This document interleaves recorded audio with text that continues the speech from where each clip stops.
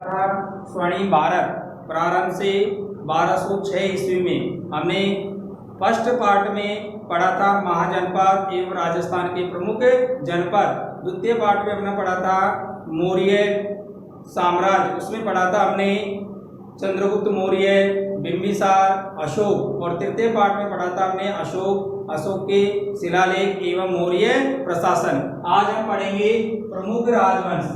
प्रमुख राजवंश में सबसे पहले हम पढ़ेंगे शुंग वंश। शुंग वंश की स्थापना पुष्यमित्र शुंग ने 185 ईसा पूर्व में अंतिम मौर्य सम्राट वृषदत्त की हत्या करके की थी। जो पुष्यमित्र शुंग था वो वृषदत्त का सेनापति था। क्या था? सेनापति था। और पुष्यमित्र शुंग का जो प्रधान पंडित था, पुरोहित था, वो था पतंजलि, जिसने अश्वमेध यज्ञ करवाया था। और शुंग वंश का अंतिम शासक था देवहूति। कौन था? देवहूति, जिसकी हत्या वासुदेव ने की थी और वासुदेव ने कणव वंश की स्थापना की थी। उसके पश्चात द्वितीय वंश है सातवाहन वंश। सातवाहन वंश की स्थापना कणव वंश के अंतिम शासक सुशर्मा की हत्या करके सिमुक ने 60 ईसा पूर्व की थी।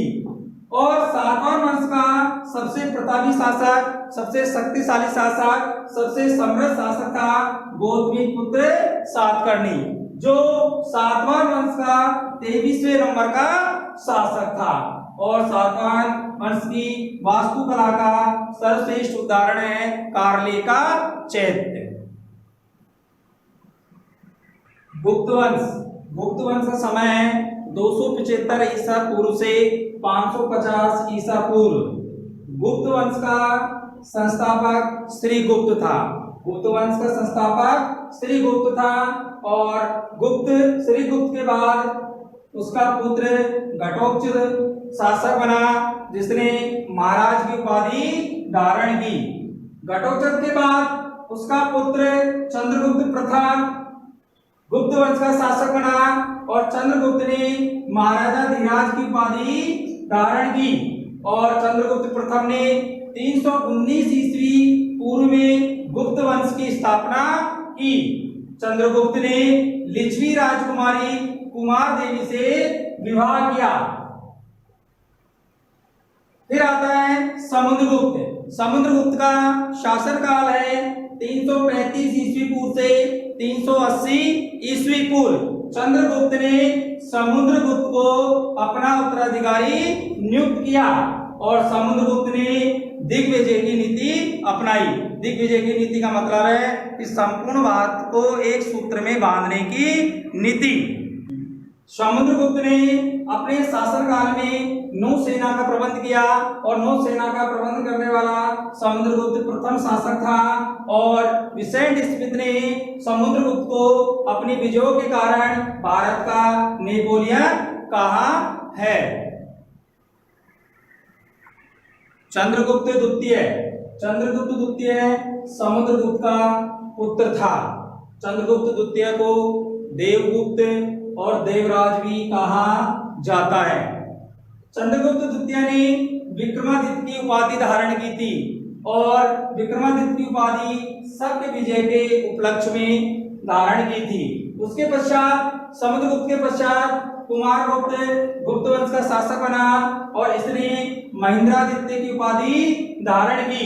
कुमारगुप्त ने सबसे उल्लेखनीय कार्य नालंदा विश्वविद्यालय की स्थापना का किया था। तो नालंदा विश्वविद्यालय की स्थापना कुमारगुप्त ने की।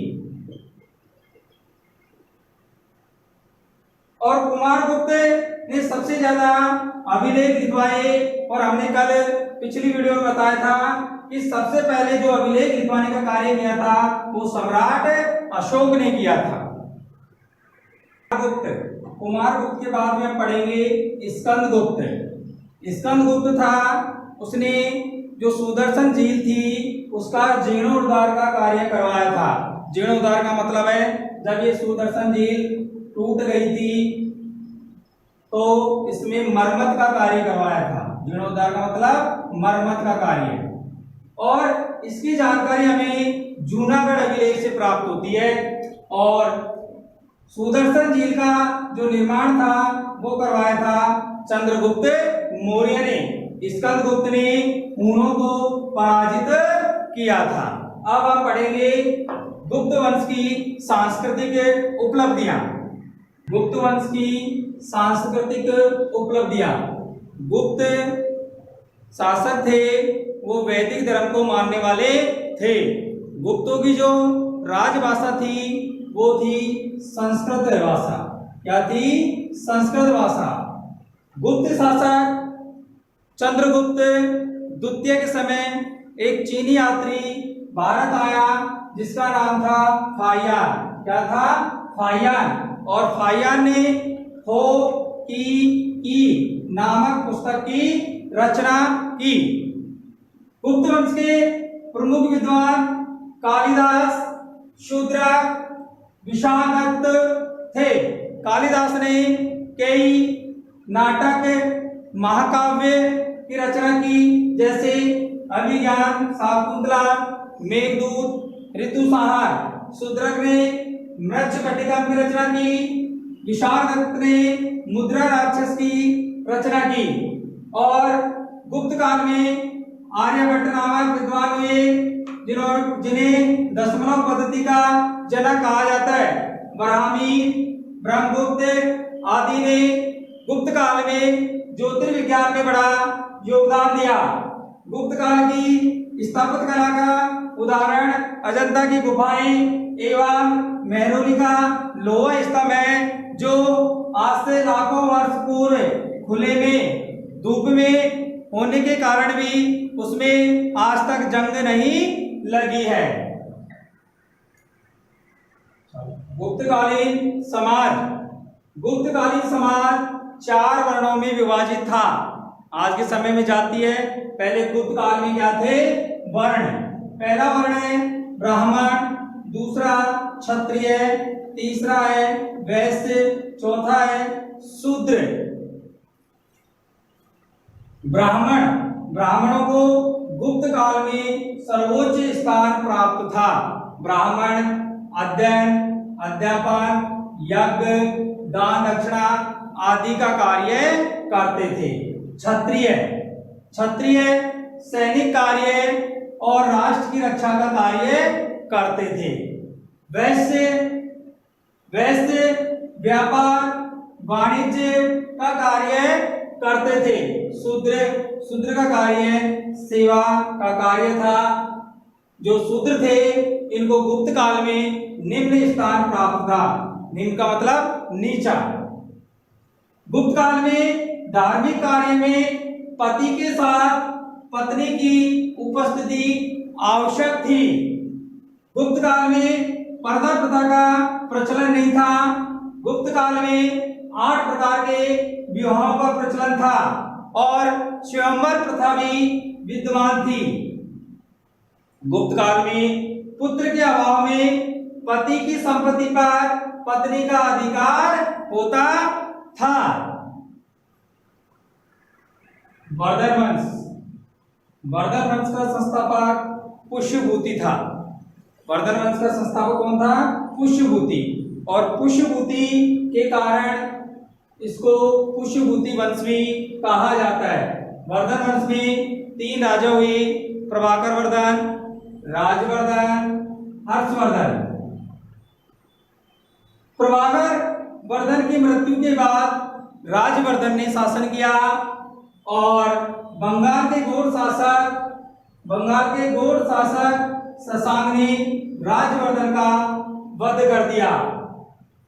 और राजवर्धन के बाद हर्षवर्धन सिंहासन पर बैठा। जिस समय हर्षवर्धन सिंहासन पर बैठा था उस समय हर्षवर्धन के राज की स्थिति बहुत खराब थी, संकटपूर्ण स्थिति में थी। उसके पास हर्षवर्धन के सामने 2 समस्याएं थी। एक तो अपने जो बड़े भाई थे राजवर्धन, उसकी हत्या का बदला लेना, और एक उनकी बहन थी राजश्री जो डर से जंगल में चली गई थी, उसको ढूंढकर निकाल कर लाना। हर्षवर्धन ने महाराज धीराज की उपाधि धारण की और हर्षवर्धन के समय चीनी यात्री हमिंगसांग भारत आया और सीयूकी नामक पुस्तक की रचना की। हर्षवर्धन ने संस्कृत भाषा में नागानंद, प्रियदर्शिका, रत्नावली नामक नाटकों की रचना की। हर्षवर्धन ने अपने दरबार में बाणभट्ट, मयूर, दिवांग मात्तर आदि विद्वानों को आश्रय प्रदान किया। शेष जो हमारे जो वंश है उनका अध्ययन हम नेक्स्ट वीडियो में करेंगे। और आज का होमवर्क नोट कीजिए। पहला, गुप्त काल की सांस्कृतिक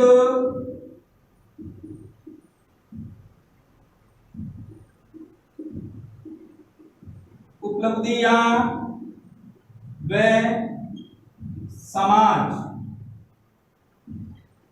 इसको रफ कॉपी में लिखकर लाना है व याद करना है।